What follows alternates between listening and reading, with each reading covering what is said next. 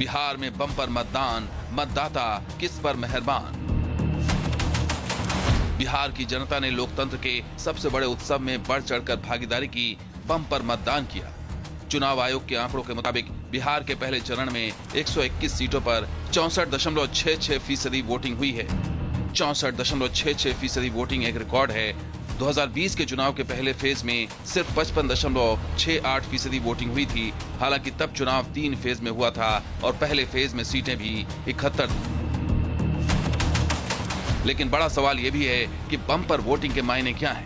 पक्ष या विपक्ष, लहर आखिर किसकी तरफ? पहले चरण में एनडीए के उम्मीदवारों के पक्ष में जबरदस्त मतदान हुआ है। जब ये चुनाव शुरू हुआ था तो आरजेडी और कांग्रेस के लोग फूल के गुब्बारा हुए जा रहे थे।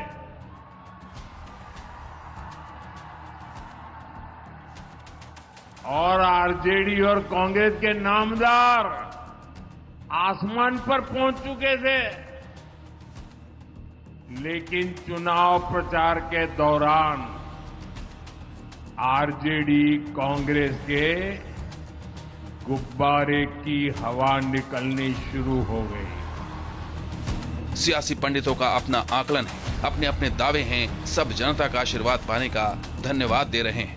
तो ये कहेंगे कि बदलाव कीजिए, नया बिहार बनाइए, नई सरकार बनाइए। पिछले चुनाव से 4-5% अधिक मतदान इस चुनाव में हुआ है।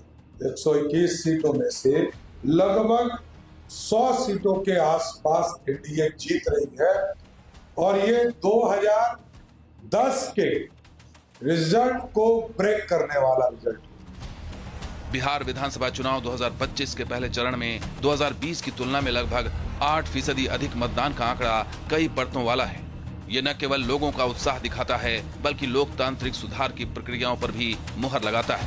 लेकिन बड़ा सवाल ये है कि वोटिंग में ये इजाफा किसे फायदा पहुंचाएगा। वैसे बिहार के चुनाव में ताल ठोक रहे सियासी सूरमाओं की बात की जाए तो हर दल और गठबंधन बम्पर वोटिंग को अपने पक्ष में बता रहा है। मैं मानता हूं कि ये जो मत प्रतिशत बढ़ा है ये उसी विश्वास की वजह से बढ़ा है। और बहरहाल अब ज्यादा दिन बचे नहीं है, 14 तारीख को तो परिणाम आ ही जाएंगे। बट जो फीडबैक हम लोग के पास आ रहा है, जितने सर्वेस, जितने रुझान हम लोग के पास आए हैं, इस बात में हम लोग को कतई कोई संदेह नहीं है कि आउट ऑफ 121 सीट्स हम लोग 100 के आसपास की सीटें हम लोग बहुत आराम से जीत रहे हैं।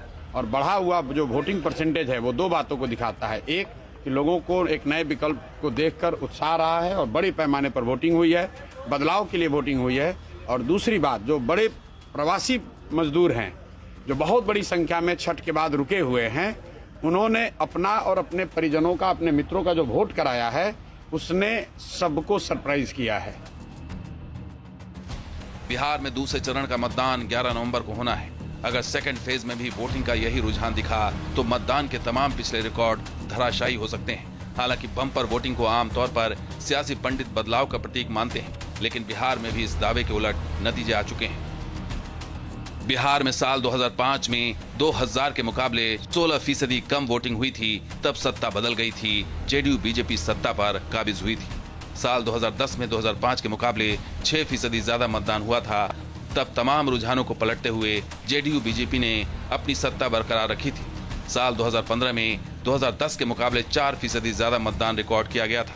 उस समय भी तमाम दावे के उलट जेडीयू बीजेपी की सरकार ने वापसी की थी। ये हाईएस्ट वोटिंग हुआ है, हाईएस्ट वोटिंग सरकार की वापसी के लिए हुआ है। बिहार का पास्ट का ट्रैक रिकॉर्ड देखिएगा, 5 से ज्यादा वोट 10 में पड़े सरकार की वापसी के लिए, 10 से ज्यादा वोट 15 में पड़े सरकार के वापसी के लिए।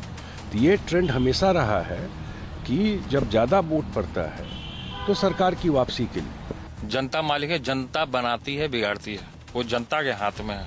हमारे पिता ने खुद कहा है कि अगर हमको प्रधानमंत्री बनने का मौका मिलेगा तो क्यों गवाएगा, तो मुख्यमंत्री बनने का मौका मिलेगा तो क्यों कोई गवाएगा।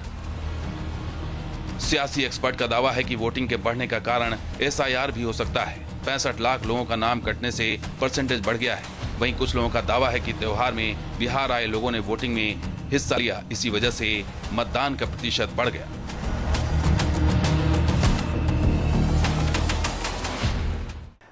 अगर आप ट्रेडिशनली बिहार को देखें 50s के बाद से, एक अपवाद को छेड़ के 2005 में जब वोट प्रतिशत बढ़ा है, सरकारें बदली हैं साहब।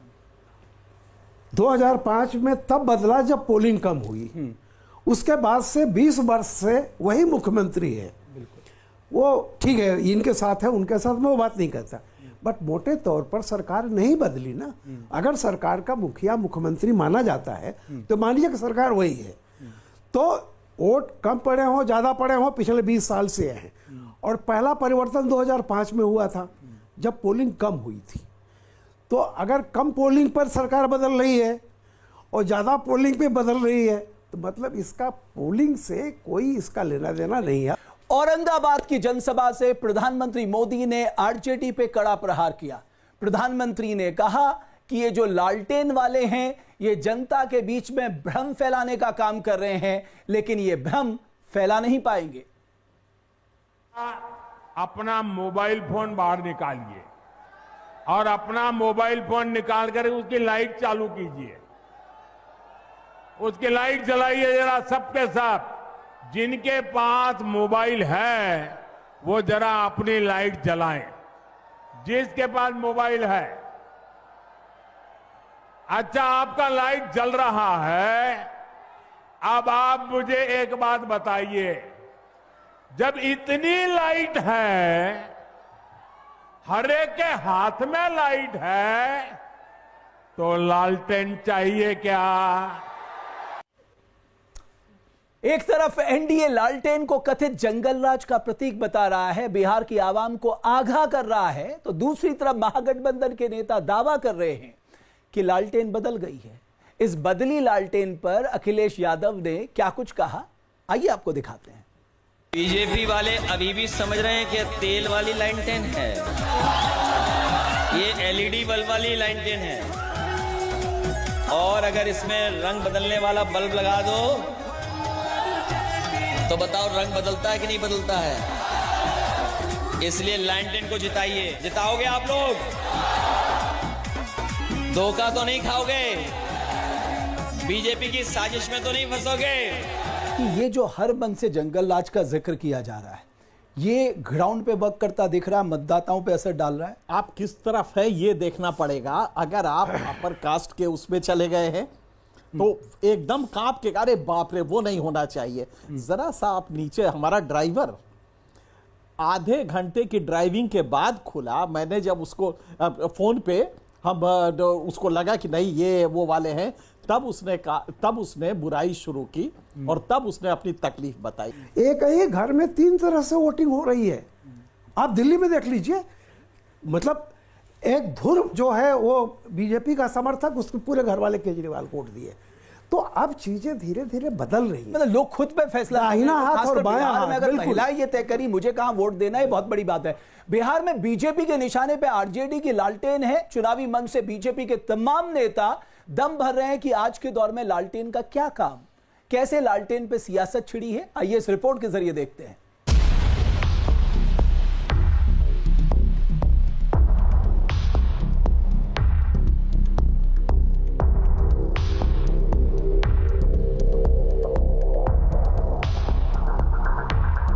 बिहार चुनाव में पहले फेज के बम्पर मतदान के बाद अब चुनावी समर में दूसरे चरण का प्रचार जोरों पर है।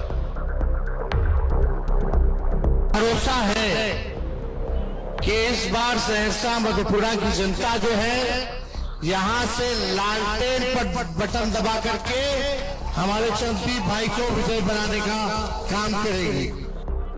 एनडीए और महागठबंधन के नेता पूरी ताकत से सेकंड फेज के चुनाव के लिए प्रचार में जुटे हैं। विकास, नौकरी, जंगल राज के चुनावी मुद्दे के साथ साथ लालटेन भी बिहार के सियासी समर में बड़ा इश्यू बना हुआ है। लालटेन यानी राष्ट्रीय जनता दल का चुनाव चिन्ह। औरंगाबाद की चुनावी सभा में पीएम मोदी ने जनता को लालटेन राज की याद दिलाई, तत्कालीन लालू राबड़ी राज का सच बताया और जनता को आगाह किया। जरा अपना मोबाइल फोन बाहर निकालिए और अपना मोबाइल फोन निकाल कर उसकी लाइट चालू कीजिए। उसकी लाइट जलाइए जरा सबके सब। जिनके पास मोबाइल है वो जरा अपनी लाइट जलाएं। जिसके पास मोबाइल है, अच्छा आपका लाइट जल रहा है। अब आप मुझे एक बात बताइए, जब इतनी लाइट है, हर एक के हाथ में लाइट है, तो लालटेन चाहिए क्या?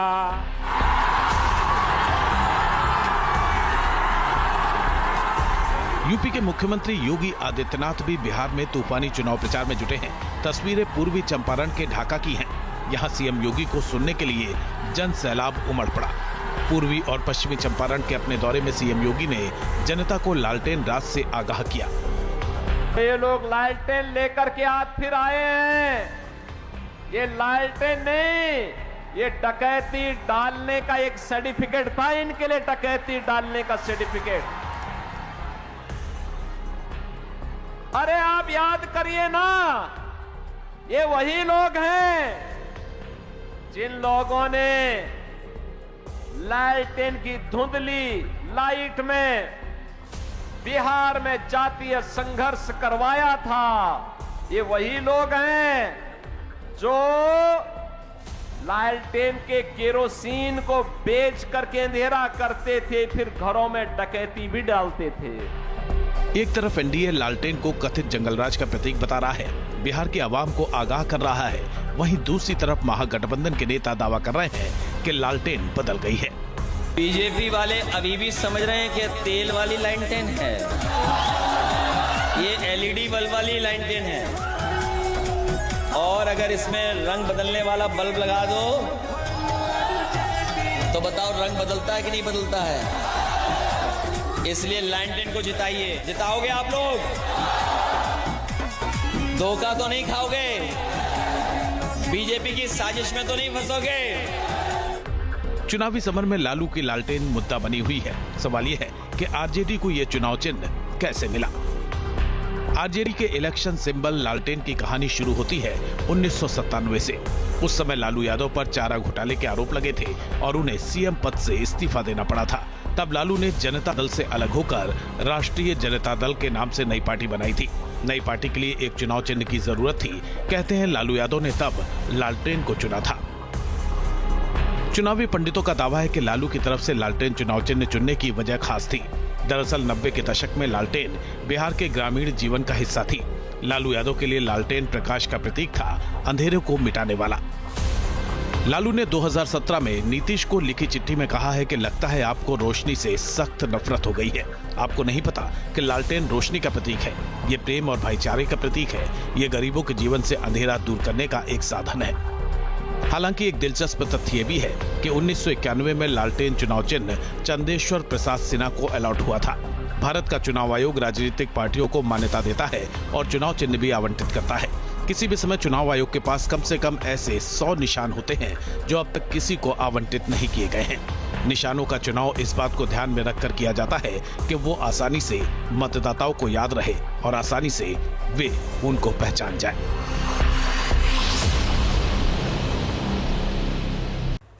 एनके सिंह साहब, सिंबल तो बहुत महत्वपूर्ण है साहब। जब लालू प्रसाद यादव ने उस दौर में इलेक्ट्रिसिटी तो थी नहीं, थी भी बहुत चली जाती थी और लालटेन ही एकमात्र जरिया था उस दौर में।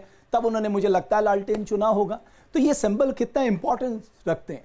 मैं जब अपने गांव में पढ़ता था तो लालटेन ही होती थी और शाम के 6 बजे बालू से उसका साफ करके और उसको लगा के शीशा और तब पढ़ते थे। और तब एक नियम के सवाल और बाइनोमियल थ्योरम ये तब भी पढ़ते थे। तो लालटेन एक सिंबल है जो एक एस्पिरेशन है गरीब का कि उसका बच्चा पढ़े। तो सिंबल में कहीं कोई नहीं है। कमल से तो कुछ ज्यादा उत्पादन नहीं होता होगा, लेकिन लालटेन से होता है। कमल वाले भी दिया से पहुंचे हैं। हाँ, बहुत बढ़िया, बिल्कुल सही बात है। तो ये है कि वो इशू नहीं है, ये तो सिंबॉलिक है मान लीजिए। लेकिन अभी जो भोगा हुआ यथार्थ है, क्या वो जनता वो भूल जाती है? वो बेचारी नहीं भूलती है। साइकिल आपने दिया और साइकिल से पढ़ाई हुई। मैंने देखा है कि लड़कियां, इतने अच्छा लगता है कि लड़कियां साइकिल से जा रही हैं, 5 किलोमीटर पढ़ रही हैं, देख के बड़ी तसल्ली होती है। और वाकई नहीं, केवल साइकिल ही नहीं दिया, उनको पैसा भी दिया, उनका एनरोलमेंट भी बढ़ा, उनका ड्रॉप आउट ना हो उस पर भी काम किया। हाँ नहीं, लेकिन ड्रॉप आउट में यही हुआ है कि चूंकि इकोनॉमिक डेप्रिवेशन था तो ड्रॉप आउट आप ताजुब करेंगे, नेशनल एवरेज 5.2 का है प्राइमरी लेवल पे और बिहार का 25.6 है, 5 गुना ज्यादा है। हायर में तो और ज्यादा है, हायर में और ज्यादा है। तो आप समझ सकते हैं कि डेप्रिवेशन है, गरीबी है, तो वो बच्चे को पढ़ा नहीं पाती है। ये एक बड़ा फैक्टर है। रोजगार मिले, ये पहला शर्त है बिहार के डेवलपमेंट का। ओके, एक फैक्टर हम लोग मिसिंग है, हमको लगता है सर को देख चाहिए, जेनजी फैक्टर ऊपर चर्चा नहीं हो, बिल्कुल। लेकिन ये चुनाव के जब रिजल्ट आई ना तो वो फैक्टर चर्चा में हुई, जेनजी का बात। जब हमने के जेनजी की बात करते तो जनसुराज की भी बात कर, बिल्कुल। और जब जेनजी की हम बात करता नहीं तो हमने के जो 2 पीढ़ियां बैठल बा, ये 2 पीढ़ी का आइकन जो रिवोल्यूशन बा में का बा, गांधी, मार्क्स, लेनिन, चे गेवरा। लेकिन अभी हम मैक्सिको के विजुअल देखत नहीं, उनमें जो लड़का बाड़ा सन एनिमे के वो कैरेक्टर बा लोफी, ओकरा के लेके क्रांति कर रहल बा। बिल्कुल। तो ये जो जेनजी फैक्टर बा ना का होई बहुत रिफ्लेक्ट करी 14 तारीख के। नौकरी भी एक बेकार का छलावा है। रोजगार, आदमी को प्रोडक्टिव लेबर से आप जोड़िए किसी भी रूप में, क्योंकि वो तो कर सकते हैं आप, नौकरी कोई कहां से देगा। आप देखिए बिना सरकारी घोषणा के 2 सबसे बड़े मंत्रालय प्राइवेट हाथों में चले गए। टेलीकम्युनिकेशन सरकार के बाहर हो गया ना, कोई घोषणा नहीं हुई। सिविल एविएशन सरकार से बाहर हो गया, कोई घोषणा नहीं हुई। ये जानते होंगे वीर बहादुर सिंह जब मुख्यमंत्री थे, ये कम्युनिकेशन मिनिस्टर हुआ करते थे। हाँ, एक फोन लेने के लिए उनसे जाके साइन कराना पड़ता था, आउट ऑफ टर्न। आज की तारीख में कौन जानता है कि कौन है ये कम्युनिकेशन मिनिस्टर कौन है या सिविल एविएशन मिनिस्टर, क्या मतलब उसका। ये दोनों प्राइवेट हाथों में चले गए। तो कहने का अर्थ है कि सरकारी रोजगार बिना बताए खत्म होता जा रहा है। ये नौकरी, आप आदमी को making man more productive. Bihar में बीजेपी लालू राज के कथित जंगल राज का मुद्दा लगातार उछाल रही है। यूपी के मुख्यमंत्री योगी आदित्यनाथ ने आरजेडी के 15 साल के शासन को जंगल राज बताया और कहा कि उस दौर में अपहरण ही उद्योग बन गया था। आरजेडी के समय बिहार के अंदर अपराध और अपहरण एक उद्योग बन चुका था। आरजेडी के समय बिहार के अंदर किस प्रकार की अराजकता थी, किस प्रकार की गुंडागिर्दी थी, परिवारवाद किस कदर हावी हो करके एक ही परिवार और नातेदार रिश्तेदार पूरे बिहार को रौंदने का कार्य कर रहे थे, बिहार के नौजवानों के सामने पहचान का संकट खड़ा कर रहे थे। और मानव तो दूर, पशुओं का भी चारा हजम करके पूरे बिहार के नौजवानों के सामने भीषण संकट खड़ा कर दिए थे। बिहार चुनाव में लालू राज के कथित जंगल राज पे प्रधानमंत्री मोदी ने भी तंज कसा। पीएम मोदी ने कहा कि आरजेडी की पाठशाला में अ से अपहरण सिखाया जाता था। जंगल राज की जिस पाठशाला में ये आरजेडी वाले पढ़े हैं ना, वहां अ से अपहरण और अ से अत्याचार ही पढ़ाया जाता है। आरजेडी के लोगों को फ से फिरौती और र से रंगदारी ही समझ आता है। तो सवाल यह है, 20 साल के शासन के बाद भी अगर जंगल राज का जिक्र हो रहा है तो जाहिर तौर पे ये ग्राउंड पे काम कर रहा है। जहां से भाषण योगी देता रहा ना चंपारण के इलाके में, वहां पर सबसे बड़ा अगर टॉप 10 अपहरण कांड कहीं बिहार के तो सीता राजगढ़िया अपहरण कांड भइल रहे। और वो अपहरण कांड के तार सिवान तक साहबुद्दीन से जुड़े रहे। जाकिर उनका राइट हैंड रहे बेतिया में। और 95 के चुनाव में जब मारल गई तो पुलिस के हिम्मत ना रहे कि प्रेस रिपोर्टर्स के या प्रेस के बता पावे कि जाकिर मारा गया। शाम तक जाबिर शब्द चलावल जाते रहे यहां से लेके और इंटरनेशनल तक। अगला दिन तक कर्फ्यू लगा रहे बेतिया में कि शव आई तक का हो। इसीलिए तो मुझे लग रहा है ये सोची समझी रणनीति के जो बार बार जंगल राज का जिक्र हो रहा है, वो मेमोरी की दोबारा बिल्कुल। क्या ये जंगल राज इतना डोमिनेंट इशू बन चुका है कि 20 साल में के इशू, चाहे हम कह तो रहे बिहार का सबसे बड़ा इशू पलायन है, वहां बेरोजगारी है, वहां की शिक्षा की स्थिति, वहां स्वास्थ्य की स्थिति, इस पे कहां चर्चा हो रही है साहब? सारा चुनाव तो जंगल राज के इर्द गिर्द हो गया।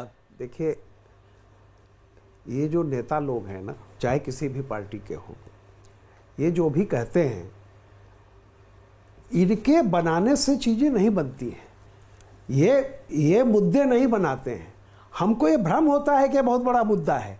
जो जनता, देखिए एक सीधी बात है, जो गेहूं भी पैदा करता है, फौलाद भी पैदा करता है, उसको समाज के अंतर विरोध बेहतर मालूम होते हैं। इसलिए जो हम लोगों को लगता है ना कि जंगल राज, देखिए जो वहाँ, जो समाज में वहाँ के समाज को जी रहा है, जो नया बंदा है वो देख रहा होगा, उसके सामने अतीत बहुत नहीं होता, उसके सामने भविष्य है। उसके सामने होगा कि मेरे भविष्य के, मेरे जो मतलब सरोकार हैं, उसको कौन पूरा कर सकता है, ये भरोसा। और जो पुरानी पीढ़ी है जिसने वो देखा हुआ है, उसको तो यथार्थ भोगा हुआ, उसको आप क्या बताएंगे जाकर के जंगल राज। एक शेर है उनका, निदा फाजली का, कि हिंदू भी मजे में है, मुसलमान भी मजे में, इंसान परेशान यहाँ भी है वहाँ भी।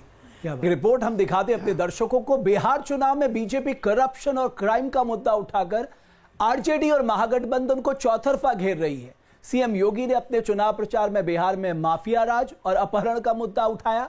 लालू राबड़ी राज के 15 साल के कार्यकाल में हुए कुछ बड़े अपहरण कांड पर हमारी ये रिपोर्ट देखिए।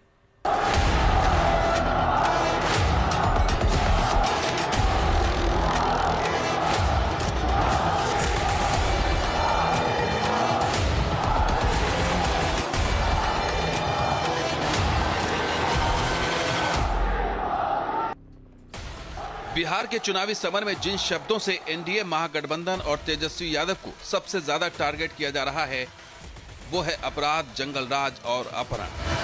बिहार में बीजेपी लालू राज के कथित जंगल राज का मुद्दा लगातार उछाल रही है।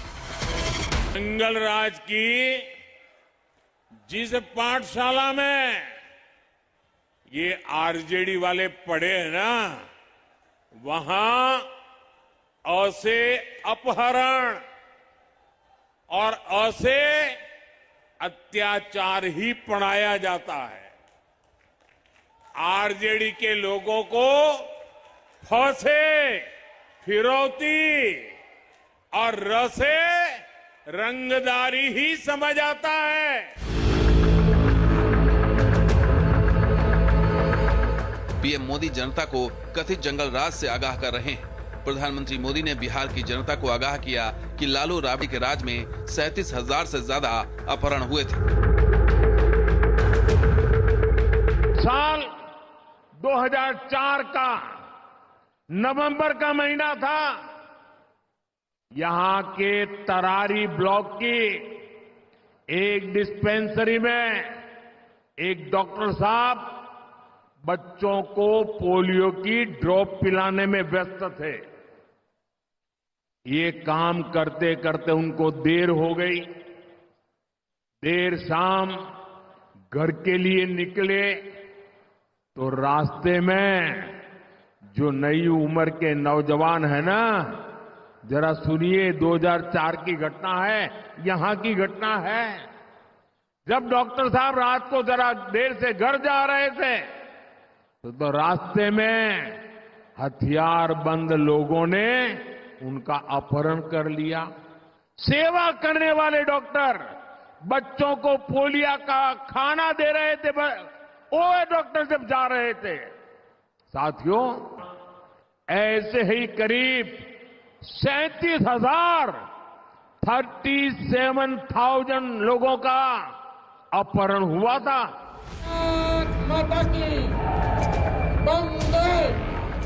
सीएम योगी भी लगातार अपनी जनसभा में कथित जंगल राज का जिक्र कर रहे हैं। जनता को लालू राबड़ी राज में हुई किडनैपिंग की घटनाओं का पुरजोर तरीके से जिक्र कर रहे हैं। आरजेडी के समय बिहार के अंदर अपराध और अपहरण एक उद्योग बन चुका था।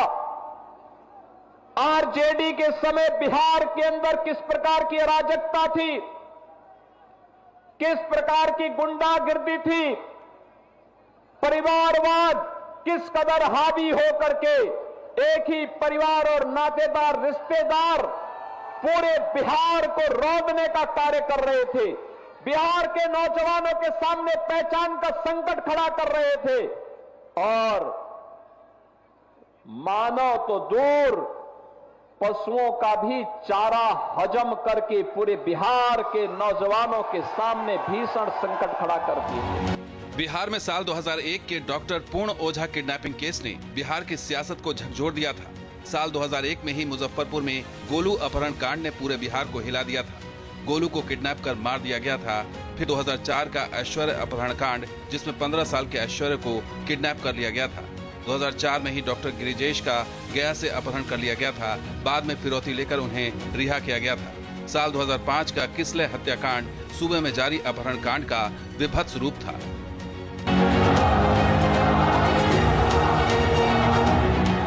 पीएम मोदी मुजफ्फरपुर की अपनी जनसभा में गोलू अपहरण कांड का भी जिक्र कर चुके हैं। साल 2001 में हुई इस घटना में मासूम को किडनैप कर मार डाला गया था। मुजफ्फरपुर के लोग आरजेडी सरकार में हुए गोलू अपहरण कांड कभी नहीं भूल सकते। जो 20-25 साल की उम्र तक के लोग हैं ना, उनको शायद एक गोलू अपहरण कांड का पता नहीं होगा। जो पुराने लोग हैं, जरा उनको बताना क्या हुआ था। इसी शहर में साल 2001 में स्कूल जाते हुए एक छोटे से बच्चों को, एक बालक को अपराधियों ने दिन दहाड़े किडनैप कर लिया था और बदले में ढेर सारे रुपये मांगे थे। और जब रुपये नहीं दे पाए तो इन आरजेडी के चट्टे बट्टों ने उस गोलू को, उस छोटे से बच्चे को उसके टुकड़े कर दिए। मेरे भाइयों बहनों, उसके टुकड़े कर दिए, बेरहमी से उसे मार दिया गया। एनसीआरबी के मुताबिक 1992 में बिहार में कुल 1,31,000 अपराध हुए थे। इनमें 5,743 हत्याएं जबकि 1,120 रेप के मामले थे। अपहरण के 2700 से ज्यादा केस दर्ज हुए थे। तब लालू यादव बिहार के मुख्यमंत्री हुआ करते थे। 2004 में अपराध के कुल मामले 1,15,000 से ज्यादा थे। इनमें 3800 मर्डर, 1,000 से ज्यादा बलात्कार और 2,500 से ज्यादा अपहरण के मामले थे। तब राबड़ी देवी बिहार की सीएम थी। राबड़ी के शासन में यहाँ पर कोई उद्योग नहीं चला, सारे उद्योग बंद हुए। सिर्फ एक ही उद्योग चला, डकैती, खून, फिरौती, अपहरण, और पूरा बिहार नरसंहारों से जल गया। आप मुझे बताइए, आप तो वहां रहे हैं, आपने वो दौर देखा है, ऐसा क्या इतना आज भी लोगों में इस बात को, उनके अंदर ये बात लाई जा रही। मुझे लगा प्राइम मिनिस्टर जब बीजेपी के यंग कार्यकर्ताओं से बात कर रहे थे, वो बार बार ये कह रहे थे कि जंगल राज की घटनाओं का जिक्र करो, नई पीढ़ी को याद दिलाओ। सर के बात के हम आगे बढ़ाया था नहीं, उनमें दो पहलू बा। एक तो जो अपर कास्ट सेंटीमेंट बा या अपर कास्ट फियर फैक्टर बा, वो फियर फैक्टर जे लोग देखले बा। हमनी के तो उस वक्त स्कूल में रहनी, हमनी को देखले बानी वो पीरियड। तो हमनी के अगला पीढ़ी के जो बता रहल बानी, जो नईखे देखले वो से प्रभावित होता, वो वोट बैंक प्रभावित होता। दूसरा सर एक बहुत महत्वपूर्ण बात बनी, सत्ता केकरा हाथ में गई। सत्ता जोन पर्टिकुलर कास्ट के हाथ में गई यादव, वो सिर्फ अपर कास्ट के परेशान ना कैलक। अपर कास्ट के पास पैसा रहे तो अपहरण उद्योग में वगैरह से अपहरण करके फिरौती मांगलक, लेकिन वो लोअर कास्ट के ही परेशान कैलक। वह लोअर कास्ट टर्न होकर नीतीश कुमार के वोट बैंक बन गई। तभी तो उन्होंने गोलबंदी की, महादलितों में महादलित, ईबीसी सब। रामकृपाल सिंह साहब, आपकी टिप्पणी। नहीं, वे बहुत अच्छी बातें कह रहे थे। देखिए होता क्या है, भगवत शरण उपाध्याय ने बहुत 1960 में किताब लिखी थी। उन्होंने लिखा था कि जन्मना द्विज न होने से कर्मणा द्विज की ललक बढ़ेगी। यानी जो सवर्णों के कर्मकांड हैं, वो पिछड़ी जातियां भी उस कर्मकांड की तरफ दौड़ेंगी, क्योंकि वो उनका सोशल एम्पावरमेंट उसी से होता है। तो ये जो है, जैसा ये कह रहे थे कि जब अपर कास्ट वाला वो तो चला गया, उसके बाद जब ये या MY समीकरण आया, तो उसके बाद क्या हुआ कि जो लैंड जिनके पास गई, तो न्यू लैंड ओनर्स और लैंडलेस पीजेंट्री, इनके बीच का जो रहा ना, जो छोटी जातियां थी, वो संघर्ष, तो उसमें क्या जो नीतीश कुमार ने वहां किया, महादलित और ये सारी चीजें। बिहार का सियासी पारा जैसे जैसे चढ़ रहा है, वादों और दावों की झड़ियां लग रही हैं, वोटरों को साधने के लिए बड़े बड़े सपने दिखाए जा रहे हैं और इन्हें गानों तक की शक्ल दी जा रही है। प्रधानमंत्री मोदी ने कैमूर की सभा में आरजेडी से जुड़े गानों पर वार किया, जनता को आगाह करते हुए कहा कि आरजेडी वाले सरकार में आने का इंतजार कर रहे हैं कि कब उनकी सरकार आए और कब अपहरण रंगदारी का पुराना गोरख धंधा फिर से चालू हो जाए।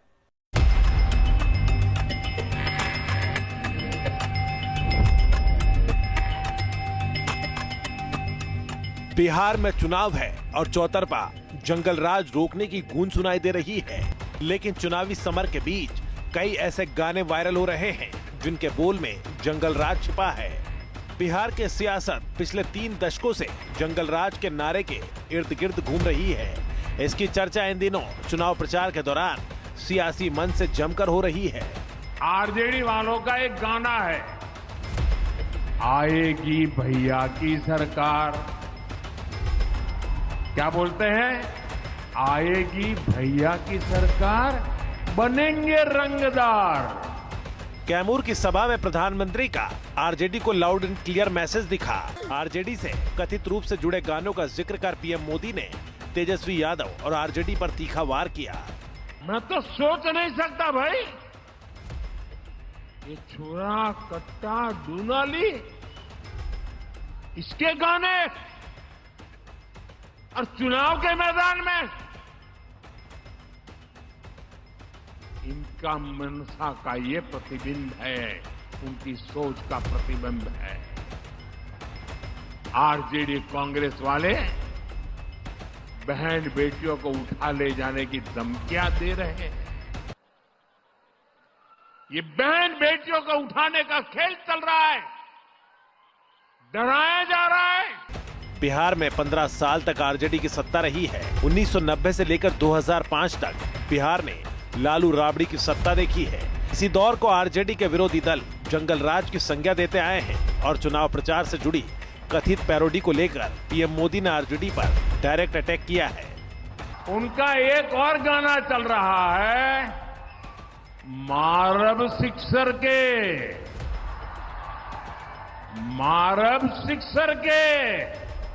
6 गोली छाती में। यही इनका तौर तरीका है, यही इनका प्लान है। इनसे कोई भी सवाल पूछेगा तो यही जवाब मिलेगा, मारब सिक्सर के 6 गोली छाती में। साथियों, यही जंगल राज की आहट है। गोली करे जान अपनों भेजा बिहार की जनता को जंगल राज की वापसी का डर दिखाया जा रहा है। वहीं एक गाना बिहार में खूब सुर्खियां बटोर रहा है, जिसमें आरजेडी को हराने वालों को धमकी देने वाले बोल हैं। पीएम मोदी ने अपनी चुनावी सभा में बार बार आरजेडी से जुड़े गानों का जिक्र किया, जनता को आगाह किया कि वो महागठबंधन की मंशा समझे। आरजेडी से जुड़ी कई चुनावी पैरोडी का जिक्र कर पीएम ने जनता को अलर्ट किया। और ये कैसे गाने बजा रहे हैं? इनके गानों में शराब, कट्टा, दूनाली, मैं तो सोच नहीं सकता भाई, ये छोरा कट्टा दूनाली, इसके गाने और चुनाव के मैदान में इनका मनसा का ये प्रतिबिंब है, उनकी सोच का प्रतिबिंब है। सीमांचल के इलाके में मुस्लिम मतदाता निर्णायक स्थिति में रहते हैं कई सीटों पर। यही कारण है कि महागठबंधन ने अपनी पूरी ताकत झोंक दी है कि मुस्लिम वोट बटे नहीं। लेकिन देखना होगा 2020 की तरह क्या इस बार भी असदुद्दीन ओवैसी की पार्टी क्या मुस्लिम मतदाताओं को अपने पक्ष में ला पाती है? यह आने वाले दिनों में ही साफ होगा।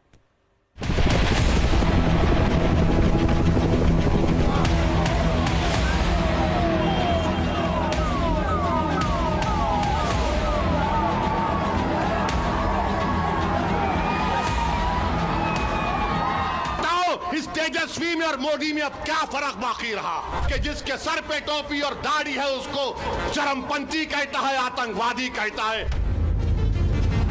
तुम्हारे इस तरह के बयानबाजियों से कई लोग, मुसलमान बच्चे जेलों में आज सड़ रहे हैं।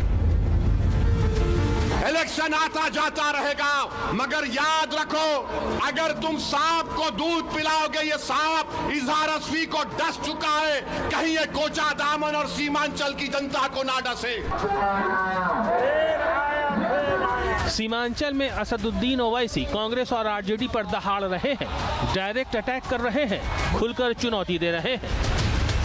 सीमांचल में कलम बांटने का काम करना चाहता हूं, तुम जिसकी तायीद कर रहे हो तलवार बांट रहा है। ओवैसी का फोकस मुस्लिम बहुल सीमांचल है।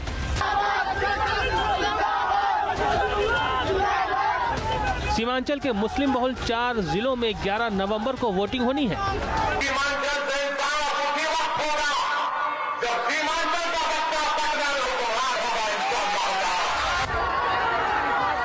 मजलिस वाले ओवैसी इस बार भी इत्तेहाद का नारा लगा रहे हैं, कौम को एकता बनाए रखने की नसीहत दे रहे हैं। दरअसल सीनियर ओवैसी बिहार में 2020 वाला करिश्मा दोहराने की कोशिश में जुटे हैं। अगर मल्ला का बेटा उप मुख्यमंत्री बनेगा तो क्या मोहम्मद का बेटा मुख्यमंत्री नहीं बन सकता? बताओ। महागठबंधन ओवैसी के सन ऑफ मल्लाह और सन ऑफ मोहम्मद वाले नैरेटिव की काट खोजने में जुटा है। हर मंच से ओवैसी को हैदराबाद लौट जाने की सलाह दे रहा है। ओवैसी के 3% वाले को डिप्टी सीएम का वादा करने और 17% वाले यानी मुसलमानों को दरी बिछाने के काम में लगाने के दावे पर कांग्रेस सांसद इमरान प्रताप गढ़ी ने तीखा जवाब दिया है। कि जो कांग्रेस को वोट देगा वो दरी बिछा रहा है, यही कह रहे हैं ना, गाली दे रहे हैं ना। जी। तो मैं आपको एक बात बताता हूँ, 11 तारीख को यहाँ वोटिंग है ना, इसी 11 तारीख को जहाँ से वो आए हैं हैदराबाद तेलंगाना, घर से 1 किलोमीटर की दूरी पर एक विधानसभा है जुबली हिल्स, एक सीट पर 11 तारीख को वहां भी वोटिंग है। वहां से कांग्रेस का कैंडिडेट है नवीन यादव, उसके लिए यही मोहतरम घर घर जाकर के वोट मांग रहे हैं। मतलब तुम वहां कांग्रेस के लिए वोट मांगो तो तुम बहुत बड़े हिकमती और बहुत बड़े सियासती, और बहादुरगंज के लोग कांग्रेस को वोट देते तो फिरौन।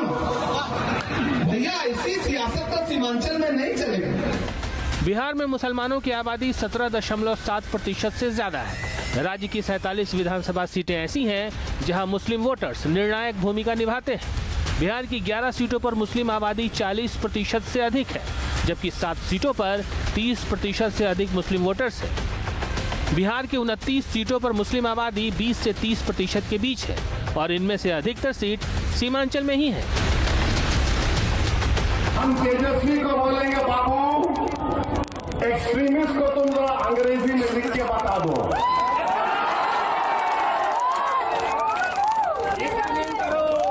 हमको एक्सट्रीमिस्ट बोलता है। ओवैसी की निगाह बिहार के इसी एम फैक्टर पर है। वहीं विरोधी ओवैसी को सीमांचल की जगह हैदराबाद पर फोकस करने की नसीहत दे रहे हैं। इस बार सीमांचल के मुसलमान वो गलती नहीं करेंगे जो 2020 में हुआ है।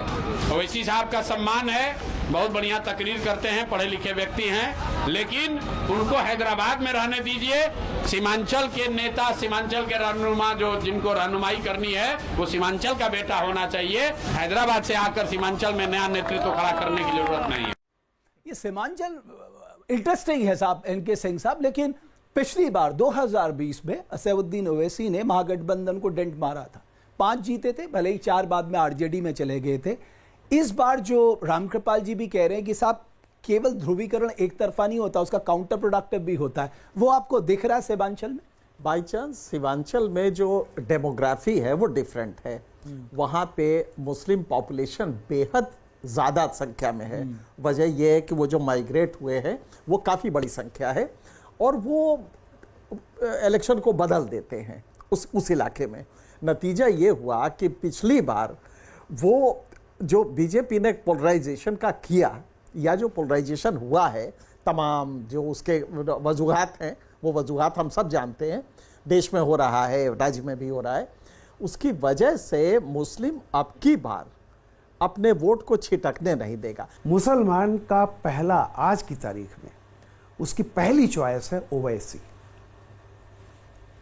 बशर्ते क्योंकि उसका यह है कि उसको किसी राज्य में कौन मुख्यमंत्री बनता है नहीं, उसको बीजेपी का विकल्प चाहिए हिंदुस्तान में, वो जिसमें भी देखेगा पोटेंशियल वो है। क्यों गुजरात में मुस्लिम फोर्स नहीं बन पाया, क्यों मध्य प्रदेश में नहीं बन पाया, क्यों यूपी और बिहार में लालू प्रसाद आते हैं और अखिलेश यादव? उसके पीछे कारण ये है कि जैसे ही यादव और मुस्लिम पॉपुलेशन परसेंटेज बढ़ जाती है तो ये कॉम्बिनेशन विनेबिलिटी पॉइंट क्रॉस कर जाता है।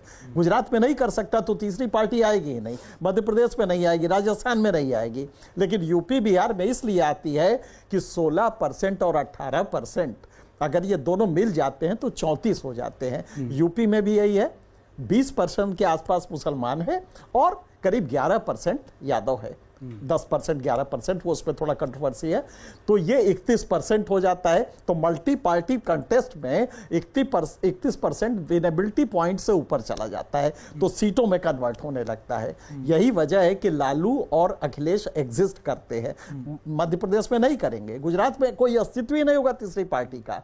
तो मुसलमान जो वोट देता है वो ये देख के कि यादव का परसेंट बिहार में इतना है कि ये सीटें निकाल, और वो ये भी सोचता है कि ये लोग कभी बीजेपी से जाके नहीं मिलेंगे, नहीं कभी पता है कि अखिलेश यादव बीजेपी के पास नहीं जाएगा, लालू यादव कुछ भी हो जाए बीजेपी के साथ नहीं जाएगा, ममता बनर्जी बीजेपी के साथ नहीं जाएगा। लेकिन सुन लीजिए, जैसे सिंह साहब कह रहे थे, इतना समीकरण होने के बाद पहली बार उत्तर प्रदेश में सरकार बीजेपी की रिपीट हुई।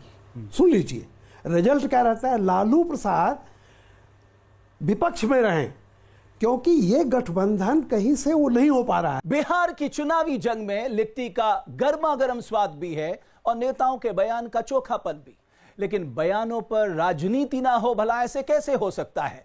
बुलेटिन में आज जिन 4 बड़ी खबरों का हम विश्लेषण करेंगे उसमें पहली खबर है बिहार चुनाव में बढ़े हुए मतदान प्रतिशत की।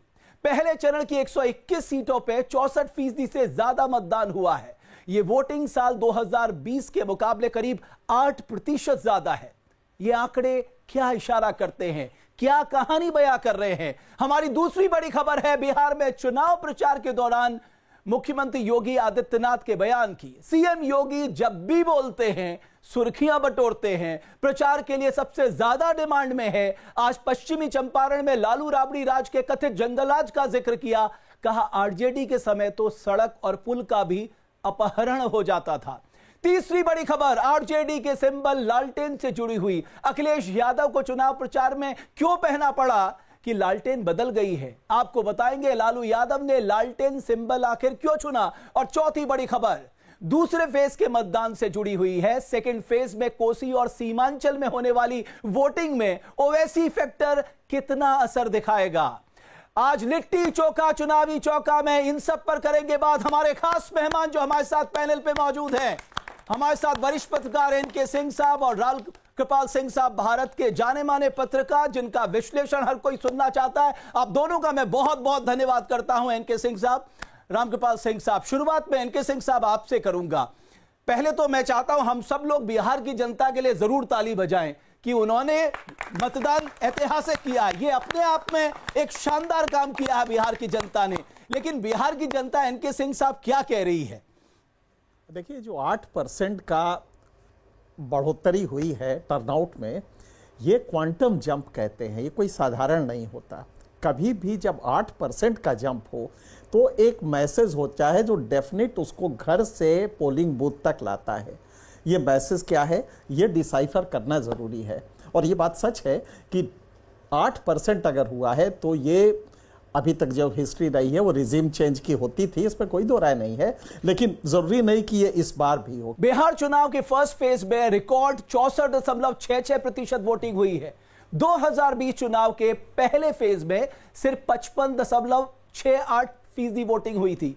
ये नतीजे क्या कह रहे हैं? जनता का मतदान के लिए बड़े पैमाने पे घर से निकलना लोकतंत्र के लिए जाहिर तौर पे एक शुभ संकेत है, लेकिन इसके सियासी मायने क्या इशारा कर रहे हैं, ये आज के दौर में हर जनमानस के लिए एक बड़ा सवाल है।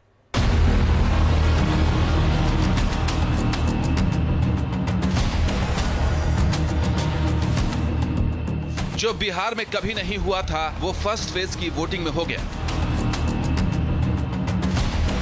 बम्पर वोटिंग हुई, तमाम रिकॉर्ड टूट गए। बिहार में अब की बार हुआ ऐतिहासिक मतदान। बिहार में वोटिंग ने रिकॉर्ड तोड़ा, सत्ता का रुख किस ओर मोड़ा। बिहार में बम्पर मतदान, मतदाता किस पर मेहरबान। बिहार की जनता ने लोकतंत्र के सबसे बड़े उत्सव में बढ़ चढ़कर भागीदारी की, बम्पर मतदान किया। चुनाव आयोग के आंकड़ों के मुताबिक बिहार के पहले चरण में 121 सीटों पर 64.66% वोटिंग हुई है। 64.66% वोटिंग एक रिकॉर्ड है।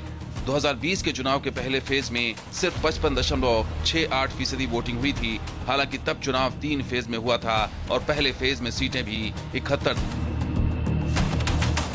लेकिन बड़ा सवाल यह भी है कि बम्पर वोटिंग के मायने क्या हैं? पक्ष या विपक्ष, लहर आखिर किसकी तरफ? पहले चरण में एनडीए के उम्मीदवारों के पक्ष में जबरदस्त मतदान हुआ है। जब ये चुनाव शुरू हुआ था तो आरजेडी और कांग्रेस के लोग फूल के गुब्बारा हुए जा रहे थे।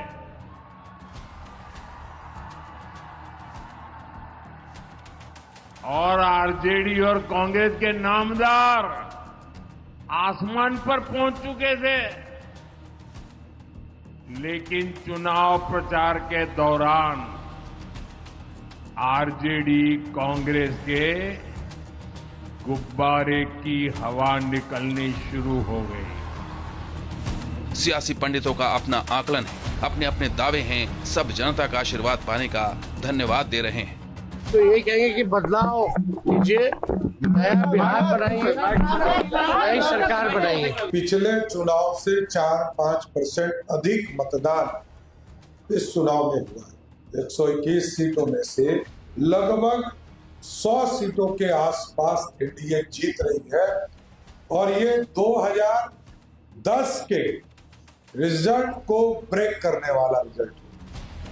बिहार विधानसभा चुनाव 2025 के पहले चरण में 2020 की तुलना में लगभग 8% अधिक मतदान का आंकड़ा कई परतों वाला है। ये न केवल लोगों का उत्साह दिखाता है बल्कि लोकतांत्रिक सुधार की प्रक्रियाओं पर भी मुहर लगाता है। लेकिन बड़ा सवाल ये है कि वोटिंग में ये इजाफा किसे फायदा पहुंचाएगा। वैसे बिहार के चुनाव में ताल ठोक रहे सियासी सूरमाओं की बात की जाए तो हर दल और गठबंधन बम्पर वोटिंग को अपने पक्ष में बता रहा है। मैं मानता हूं कि ये जो मत प्रतिशत बढ़ा है ये उसी विश्वास की वजह से बढ़ा है। और बहरहाल अब ज्यादा दिन बचे नहीं है, 14 तारीख को तो परिणाम आ ही जाएंगे। बट जो फीडबैक हम लोग के पास आ रहा है, जितने सर्वेस, जितने रुझान हम लोग के पास आए हैं, इस बात में हम लोग को कतई कोई संदेह नहीं है कि आउट ऑफ 121 सीट्स हम लोग 100 सीटें, 100 के आसपास की सीटें हम लोग बहुत आराम से जीत रहे हैं। और बढ़ा हुआ जो वोटिंग परसेंटेज है वो दो बातों को दिखाता है। एक कि लोगों को एक नए विकल्प को देखकर उत्साह रहा है और बड़े पैमाने पर वोटिंग हुई है, बदलाव के लिए वोटिंग हुई है। और दूसरी बात, जो बड़े प्रवासी मजदूर हैं जो बहुत बड़ी संख्या में छठ के बाद रुके हुए हैं, उन्होंने अपना और अपने परिजनों का, अपने मित्रों का जो वोट कराया है उसने सबको सरप्राइज किया है। बिहार में दूसरे चरण का मतदान 11 नवंबर को होना है। अगर सेकंड फेज में भी वोटिंग का यही रुझान दिखा तो मतदान के तमाम पिछले रिकॉर्ड धराशायी हो सकते हैं। हालांकि बम्पर वोटिंग को आमतौर पर सियासी पंडित बदलाव का प्रतीक मानते हैं, लेकिन बिहार में भी इस दावे के उलट नतीजे आ चुके हैं। बिहार में साल 2005 में 2000 के मुकाबले 16% कम वोटिंग हुई थी। तब सत्ता बदल गई थी, जेडीयू बीजेपी सत्ता पर काबिज हुई थी। साल 2010 में 2005 के मुकाबले 6% ज्यादा मतदान हुआ था। तब तमाम रुझानों को पलटते हुए जेडीयू बीजेपी ने अपनी सत्ता बरकरार रखी थी। साल 2015 में 2010 के मुकाबले 4% ज्यादा मतदान रिकॉर्ड किया गया था। उस समय भी तमाम दावे के उलट जेडीयू बीजेपी की सरकार ने वापसी की थी। ये हाईएस्ट वोटिंग हुआ है। हाईएस्ट वोटिंग सरकार की वापसी के लिए हुआ है। बिहार का पास्ट का ट्रैक रिकॉर्ड देखिएगा, 5 से ज्यादा वोट 10 में पड़े सरकार की वापसी के लिए, 10 से ज्यादा वोट 15 में पड़े सरकार के वापसी के लिए। तो ये ट्रेंड हमेशा रहा है कि जब ज्यादा वोट पड़ता है तो सरकार की वापसी के लिए। जनता मालिक है, जनता बनाती है, बिगाड़ती है, वो जनता के हाथ में है। हमारे पिता ने खुद कहा है कि अगर हमको प्रधानमंत्री बनने का मौका मिलेगा तो क्यों गवाएगा, तो मुख्यमंत्री बनने का मौका मिलेगा तो क्यों कोई गवाएगा। सियासी एक्सपर्ट का दावा है कि वोटिंग के बढ़ने का कारण एसआईआर भी हो सकता है। 65 लाख लोगों का नाम कटने से परसेंटेज बढ़ गया है। वहीं कुछ लोगों का दावा है कि त्योहार में बिहार आए लोगों ने वोटिंग में हिस्सा लिया, इसी वजह से मतदान का प्रतिशत बढ़ गया।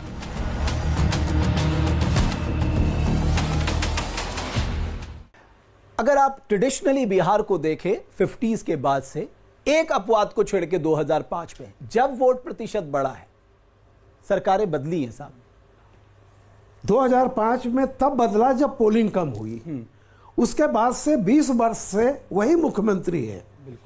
वो ठीक है, इनके साथ है उनके साथ मैं वो बात नहीं करता, बट मोटे तौर पर सरकार नहीं बदली ना।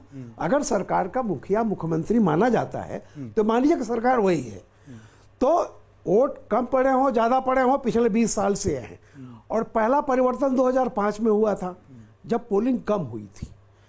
तो अगर कम पोलिंग पर सरकार बदल रही है और ज्यादा पोलिंग पे बदल रही है तो मतलब इसका पोलिंग से कोई इसका लेना देना नहीं है। औरंगाबाद की जनसभा से प्रधानमंत्री मोदी ने आरजेडी पे कड़ा प्रहार किया। प्रधानमंत्री ने कहा कि ये जो लालटेन वाले हैं ये जनता के बीच में भ्रम फैलाने का काम कर रहे हैं, लेकिन ये भ्रम फैला नहीं पाएंगे। अपना मोबाइल फोन बाहर निकालिए और अपना मोबाइल फोन निकाल कर उसकी लाइट चालू कीजिए, उसकी लाइट जलाइए जरा सबके साथ। जिनके पास मोबाइल है वो जरा अपनी लाइट जलाएं। जिसके पास मोबाइल है, अच्छा आपका लाइट जल रहा है। अब आप मुझे एक बात बताइए, जब इतनी लाइट है, हर एक के हाथ में लाइट है, तो लालटेन चाहिए क्या? एक तरफ एनडीए लालटेन को कथित जंगल राज का प्रतीक बता रहा है, बिहार की आवाम को आगाह कर रहा है, तो दूसरी तरफ महागठबंधन के नेता दावा कर रहे हैं कि लालटेन बदल गई है। इस बदली लालटेन पर अखिलेश यादव ने क्या कुछ कहा, आइए आपको दिखाते हैं। बीजेपी वाले अभी भी समझ रहे हैं कि तेल वाली लालटेन है, ये एलईडी बल्ब वाली लालटेन है। और अगर इसमें रंग बदलने वाला बल्ब लगा दो तो बताओ रंग बदलता है कि नहीं बदलता है? इसलिए लालटेन को जिताइए। जिताओगे आप लोग? धोखा तो नहीं खाओगे? बीजेपी की साजिश में तो नहीं फंसोगे?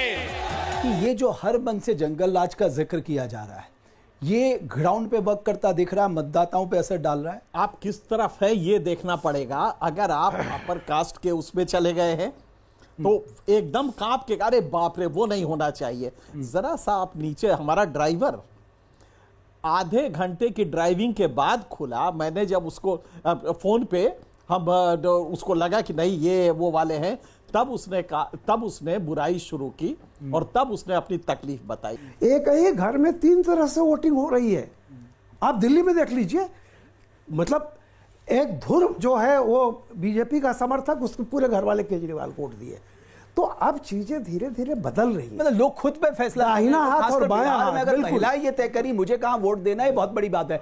बिहार में बीजेपी के निशाने पे आरजेडी की लालटेन है। चुनावी मंच से बीजेपी के तमाम नेता दम भर रहे हैं कि आज के दौर में लालटेन का क्या काम, कैसे लालटेन पे सियासत छिड़ी है। आइए इस रिपोर्ट के जरिए देखते हैं।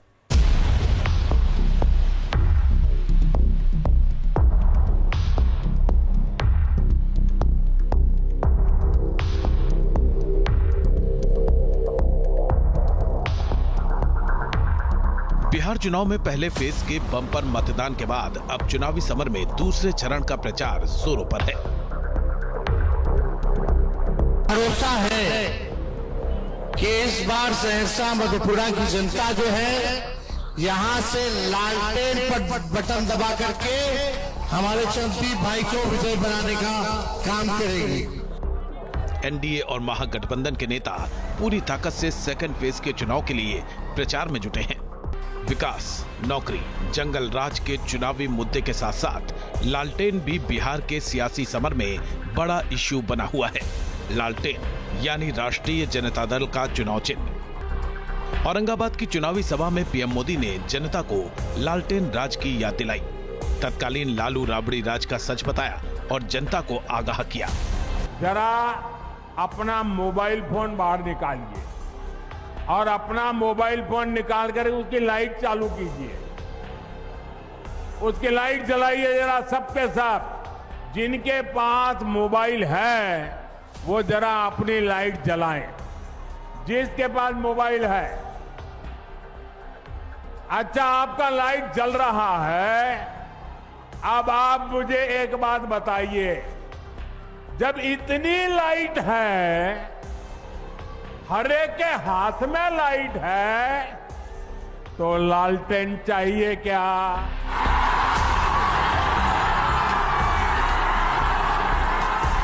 यूपी के मुख्यमंत्री योगी आदित्यनाथ भी बिहार में तूफानी चुनाव प्रचार में जुटे हैं। तस्वीरें पूर्वी चंपारण के ढाका की हैं। यहां सीएम योगी को सुनने के लिए जन सैलाब उमड़ पड़ा। पूर्वी और पश्चिमी चंपारण के अपने दौरे में सीएम योगी ने जनता को लालटेन राज से आगाह किया। ये लोग लालटेन लेकर के आज फिर आए हैं। ये लालटेन नहीं, ये डकैती डालने का एक सर्टिफिकेट था इनके लिए, डकैती डालने का सर्टिफिकेट। अरे आप याद करिए ना, ये वही लोग हैं जिन लोगों ने लालटेन की धुंधली लाइट में बिहार में जातीय संघर्ष करवाया था। ये वही लोग हैं जो लालटेन के केरोसिन को बेच करके अंधेरा करते थे, फिर घरों में डकैती भी डालते थे। एक तरफ एनडीए लालटेन को कथित जंगलराज का प्रतीक बता रहा है, बिहार की आवाम को आगाह कर रहा है, वहीं दूसरी तरफ महागठबंधन के नेता दावा कर रहे हैं कि लालटेन बदल गई है। बीजेपी वाले अभी भी समझ रहे हैं कि तेल वाली लालटेन है, ये एलईडी बल्ब वाली लालटेन है, और अगर इसमें रंग बदलने वाला बल्ब लगा दो तो बताओ रंग बदलता है कि नहीं बदलता है? इसलिए लालटेन को जिताइए। जिताओगे आप लोग? धोखा तो नहीं खाओगे? बीजेपी की साजिश में तो नहीं फंसोगे? चुनावी समर में लालू की लालटेन मुद्दा बनी हुई है। सवाल यह है कि आरजेडी को यह चुनाव चिन्ह कैसे मिला। आरजेडी के इलेक्शन सिंबल लालटेन की कहानी शुरू होती है 1997 से। उस समय लालू यादव पर चारा घोटाले के आरोप लगे थे और उन्हें सीएम पद से इस्तीफा देना पड़ा था। तब लालू ने जनता दल से अलग होकर राष्ट्रीय जनता दल के नाम से नई पार्टी बनाई थी। नई पार्टी के लिए एक चुनाव चिन्ह की जरूरत थी। कहते हैं लालू यादव ने तब लालटेन को चुना था। चुनावी पंडितों का दावा है कि लालू की तरफ से लालटेन चुनाव चिन्ह चुनने की वजह खास थी। दरअसल 90 के दशक में लालटेन बिहार के ग्रामीण जीवन का हिस्सा थी। लालू यादव के लिए लालटेन प्रकाश का प्रतीक था, अंधेरे को मिटाने वाला। लालू ने 2017 में नीतीश को लिखी चिट्ठी में कहा है कि लगता है आपको रोशनी से सख्त नफरत हो गई है। आपको नहीं पता कि लालटेन रोशनी का प्रतीक है, ये प्रेम और भाईचारे का प्रतीक है, ये गरीबों के जीवन से अंधेरा दूर करने का एक साधन है। हालांकि एक दिलचस्प तथ्य ये भी है कि 1991 में लालटेन चुनाव चिन्ह चंदेश्वर प्रसाद सिन्हा को अलॉट हुआ था। भारत का चुनाव आयोग राजनीतिक पार्टियों को मान्यता देता है और चुनाव चिन्ह भी आवंटित करता है। किसी भी समय चुनाव आयोग के पास कम से कम ऐसे 100 निशान होते हैं जो अब तक किसी को आवंटित नहीं किए गए हैं। निशानों का चुनाव इस बात को ध्यान में रखकर किया जाता है कि वो आसानी से मतदाताओं को याद रहे और आसानी से वे उनको पहचान जाए।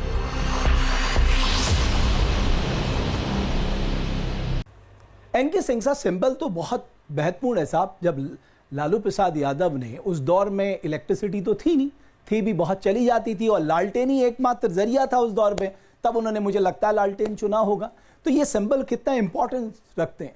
मैं जब अपने गांव में पढ़ता था तो लालटेन ही होती थी और शाम के 6 बजे बालू से उसका साफ करके और उसको लगा के शीशा और तब पढ़ते थे। और तब एक नियम के सवाल और बाइनोमियल थ्योरम ये तब भी पढ़ते थे। तो लालटेन एक सिंबल है जो एक एस्पिरेशन है गरीब का कि उसका बच्चा पढ़े। तो सिंबल में कहीं कोई नहीं है। कमल से तो कुछ ज्यादा उत्पादन नहीं होता होगा, लेकिन लालटेन से होता है। कमल वाले भी दिया से पहुंचे। हाँ, बहुत बढ़िया, बिल्कुल सही बात है। तो ये है कि वो इशू नहीं है, ये तो सिंबॉलिक है मान लीजिए। लेकिन अभी जो भोगा हुआ यथार्थ है, क्या वो जनता वो भूल जाती है? वो बेचारी नहीं भूलती है। साइकिल आपने दिया और साइकिल से पढ़ाई हुई। मैंने देखा है कि लड़कियां इतने अच्छा लगता है कि लड़कियां साइकिल से जा रही हैं, 5 किलोमीटर पढ़ रही हैं, देख के बड़ी तसल्ली होती है। और वाकई नहीं, केवल साइकिल ही नहीं दिया, उनको पैसा भी दिया, उनका एनरोलमेंट भी बता, उनका ड्रॉप आउट ना हो उस पर भी काम किया। हाँ नहीं, लेकिन ड्रॉप आउट में यही हुआ है कि चूंकि इकोनॉमिक डेप्रिवेशन था तो ड्रॉप आउट आप ताजुब करेंगे, नेशनल एवरेज 5.2 का है प्राइमरी लेवल पे और बिहार का 25.6 है, 5 गुना ज्यादा है। हायर में तो और ज्यादा है, हायर में और ज्यादा है। तो आप समझ सकते हैं कि डेप्रिवेशन है, गरीबी है, तो वो बच्चे को पढ़ा नहीं पाती है। ये एक बड़ा फैक्टर है। रोजगार मिले, ये पहला शर्त है बिहार के डेवलपमेंट का। ओके, एक फैक्टर हम लोग मिसिंग है, हमको लगता है सर को देख चाहिए, जेनजी फैक्टर ऊपर चर्चा नहीं हो। बिल्कुल, लेकिन ये चुनाव के जब रिजल्ट आई ना तो वो फैक्टर चर्चा में हुई, जेनजी का बात। जब हमने के जेनजी की बात करते तो जनसुराज की भी बात करते बिल्कुल। और जब जेनजी के हम बात करता नहीं तो हमनी के जो 2 पीढ़ियां बैठल बा, ये 2 पीढ़ी के आइकन जो रिवोल्यूशन बा में का बा, गांधी, मार्क्स, लेनिन, चे गेवरा। लेकिन अभी हम मैक्सिको के विजुअल देखत नहीं, वो में जो लड़का बाड़ा सन एनिमे के वो कैरेक्टर बा लोफी, ओकरा के लेके क्रांति कर रहल बा। बिल्कुल। तो ये जो जेनजी फैक्टर बा का हो बहुत रिफ्लेक्ट करी 14 तारीख के। नौकरी भी एक बेकार का छलावा है। रोजगार, आदमी को प्रोडक्टिव लेबर से आप जोड़िए किसी भी रूप में, क्योंकि वो तो कर सकते हैं आप। नौकरी कोई कहां से देगा? आप देखिए, बिना सरकारी घोषणा के 2 सबसे बड़े मंत्रालय प्राइवेट हाथों में चले गए। टेलीकम्युनिकेशन सरकार के बाहर हो गया ना, कोई घोषणा नहीं हुई। सिविल एविएशन सरकार से बाहर हो गया, कोई घोषणा नहीं हुई। ये जानते होंगे वीर बहादुर सिंह जब मुख्यमंत्री थे, ये कम्युनिकेशन मिनिस्टर हुआ करते थे। हाँ, एक फोन लेने के लिए उनसे जाके साइन कराना पड़ता था, आउट ऑफ टर्न। आज की तारीख में कौन जानता है कि कौन है ये कम्युनिकेशन मिनिस्टर कौन है या सिविल एविएशन मिनिस्टर, क्या मतलब उसका? ये दोनों प्राइवेट हाथों में चले गए। तो कहने का अर्थ है कि सरकारी रोजगार बिना बताए खत्म होता जा रहा है। ये नौकरी, आप आदमी को making man more productive. Bihar में बीजेपी लालू राज के कथित जंगल राज का मुद्दा लगातार उछाल रही है। यूपी के मुख्यमंत्री योगी आदित्यनाथ ने आरजेडी के 15 साल के शासन को जंगल राज बताया और कहा कि उस दौर में अपहरण ही उद्योग बन गया था। आरजेडी के समय बिहार के अंदर अपराध और अपहरण एक उद्योग बन चुका था।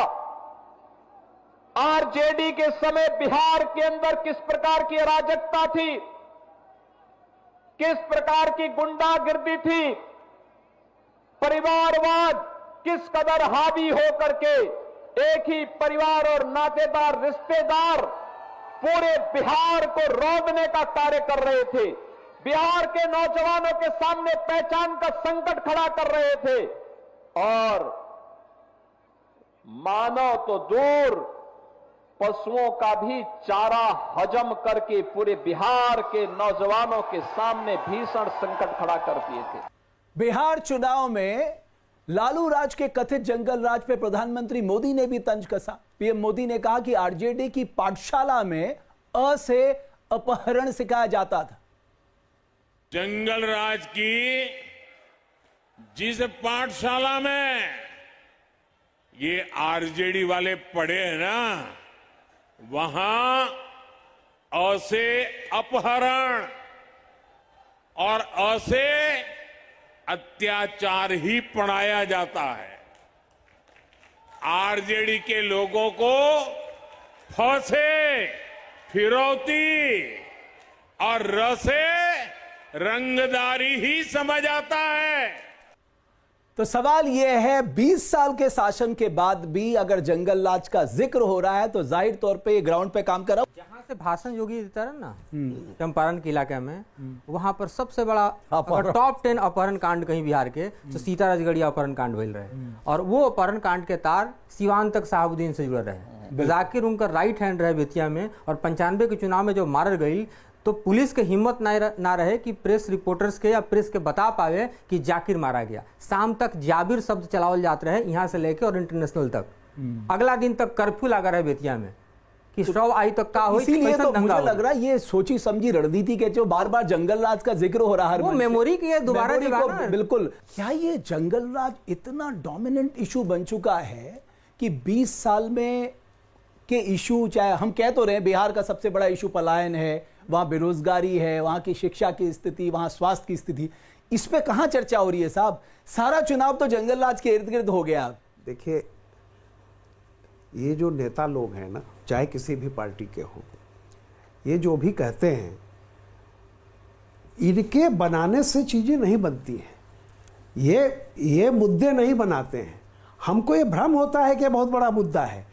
जो जनता, देखिए एक सीधी बात है, जो गेहूं भी पैदा करता है, फौलाद भी पैदा करता है, उसको समाज के अंतर विरोध बेहतर मालूम होते हैं। इसलिए जो हम लोगों को लगता है ना कि जंगल राज, देखिए जो वहाँ जो समाज में वहाँ के समाज को जी रहा है, जो नया बंदा है वो देख रहा होगा, उसके सामने अतीत बहुत नहीं होता, उसके सामने भविष्य है। उसके सामने होगा कि मेरे भविष्य के, मेरे जो मतलब सरोकार हैं उसको कौन पूरा कर सकता है, ये भरोसा। और जो पुरानी पीढ़ी है जिसने वो देखा हुआ है, उसको तो यथार्थ भोगा हुआ, उसको आप क्या बताएंगे जाकर के जंगल राज। एक शेर है उनका, निदा फाजली का, कि हिंदू भी मजे में है, मुसलमान भी मजे में, इंसान परेशान यहां भी है वहां भी। रिपोर्ट हम दिखाते अपने दर्शकों को। बिहार चुनाव में बीजेपी करप्शन और क्राइम का मुद्दा उठाकर आरजेडी और महागठबंधन को चौतरफा घेर रही है। सीएम योगी ने अपने चुनाव प्रचार में बिहार में माफिया राज और अपहरण का मुद्दा उठाया। लालू राबड़ी राज के 15 साल के कार्यकाल में हुए कुछ बड़े अपहरण कांड पर हमारी ये रिपोर्ट देखिए।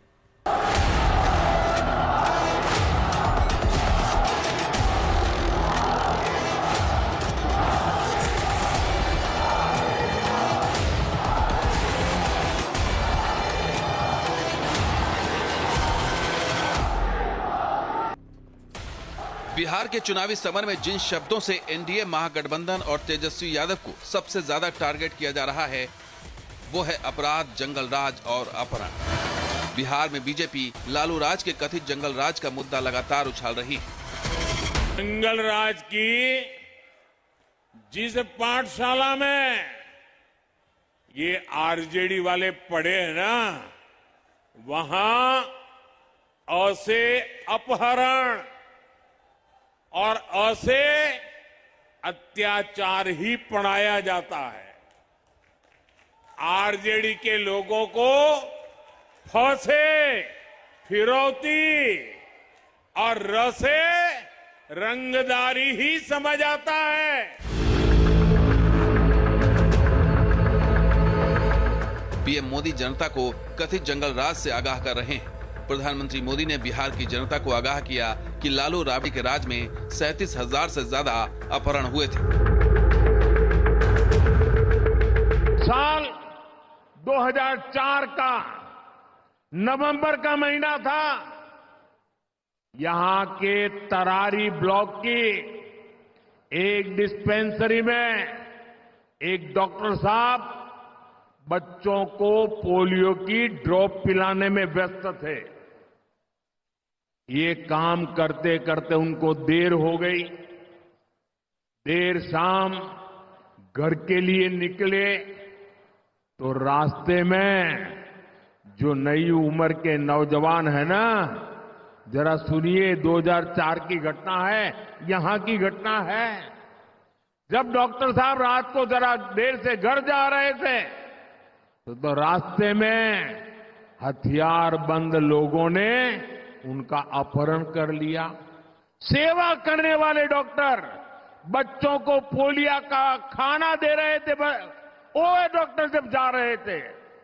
साथियों, ऐसे ही करीब 37,000 लोगों का अपहरण हुआ था।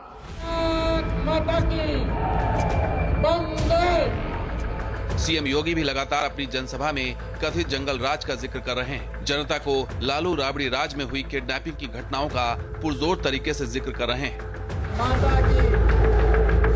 आरजेडी के समय बिहार के अंदर अपराध और अपहरण एक उद्योग बन चुका था।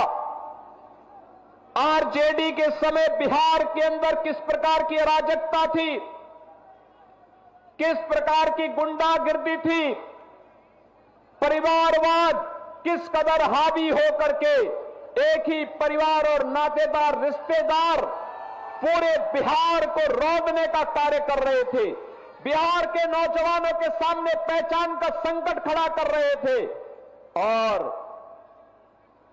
मानव तो दूर पशुओं का भी चारा हजम करके पूरे बिहार के नौजवानों के सामने भीषण संकट खड़ा कर दिए। बिहार में साल 2001 के डॉक्टर पूर्ण ओझा किडनैपिंग केस ने बिहार की सियासत को झकझोर दिया था। साल 2001 में ही मुजफ्फरपुर में गोलू अपहरण कांड ने पूरे बिहार को हिला दिया था। गोलू को किडनैप कर मार दिया गया था। फिर 2004 का ऐश्वर्य अपहरण कांड, जिसमें 15 साल के ऐश्वर्य को किडनैप कर लिया गया था। 2004 में ही डॉक्टर गिरिजेश का गया से अपहरण कर लिया गया था। बाद में फिरौती लेकर उन्हें रिहा किया गया था। साल 2005 का किसले हत्याकांड सूबे में जारी अपहरण कांड का विभत्स रूप था।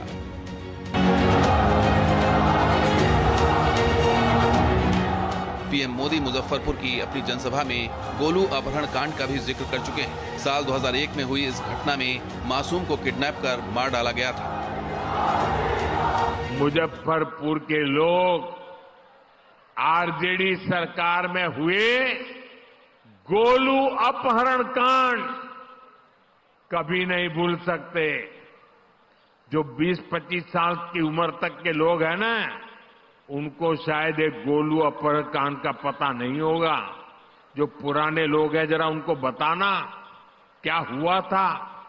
इसी शहर में साल 2001 में स्कूल जाते हुए एक छोटे से बच्चों को, एक बालक को अपराधियों ने दिन दहाड़े किडनैप कर लिया था और बदले में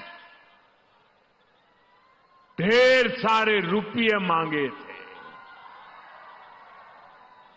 और जब रुपये नहीं दे पाए तो इन आरजेडी के चट्टे बट्टों ने उस गोलू को, उस छोटे से बच्चे को उसके टुकड़े कर दिए। मेरे भाइयों बहनों, उसके टुकड़े कर दिए, बेरहमी से उसे मार दिया गया। एनसीआरबी के मुताबिक 1992 में बिहार में कुल 1,31,000 अपराध हुए थे। इनमें 5,743 हत्याएं जबकि 1,120 रेप के मामले थे। अपहरण के 2700 से ज्यादा केस दर्ज हुए थे। तब लालू यादव बिहार के मुख्यमंत्री हुआ करते थे। 2004 में अपराध के कुल मामले 1,15,000 से ज्यादा थे। इनमें 3800 मर्डर, 1,000 से ज्यादा बलात्कार और 2,500 से ज्यादा अपहरण के मामले थे। तब राबड़ी देवी बिहार की सीएम थी। राबड़ी के शासन में यहाँ पर कोई उद्योग नहीं चला, सारे उद्योग बंद हुए।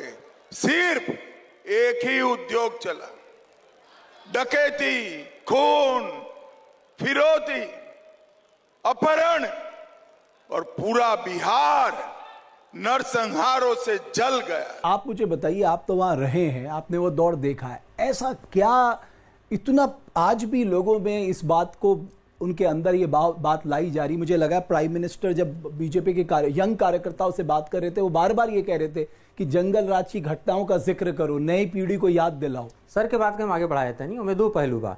एक तो जो अपर कास्ट सेंटिमेंट बा या अपर कास्ट फियर फैक्टर बा, वो फियर फैक्टर जे लोग देखले बा, हमनी के तो उस वक्त स्कूल में रहनी, हम देखले हमनी बानी। को देखले बानी वो हम पीरियड देखले बानी, हम तो हमनी के अगला पीढ़ी के जो बता रहल बानी, जो नइखे देखले वो से प्रभावित होता, वो वोट बैंक प्रभावित होता। दूसरा सर एक बहुत महत्वपूर्ण बात बतानी, सत्ता केकरा हाथ में गई, सत्ता जोन पर्टिकुलर कास्ट के हाथ में गई यादव, वो सिर्फ अपर कास्ट के परेशान ना कैलक। अपर कास्ट के पास पैसा रहे तो अपहरण उद्योग वगैरह से अपहरण करके फिरौती मांगलक, लेकिन वो लोअर कास्ट के ही परेशान कैलक। वह लोअर कास्ट टर्न होकर नीतीश कुमार के वोट बैंक बन गई।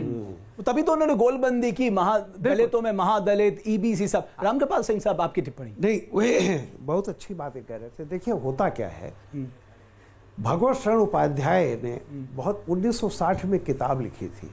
उन्होंने लिखा था कि जन्मना द्विज न होने से कर्मणा द्विज की ललक बढ़ेगी, यानी जो सवर्णों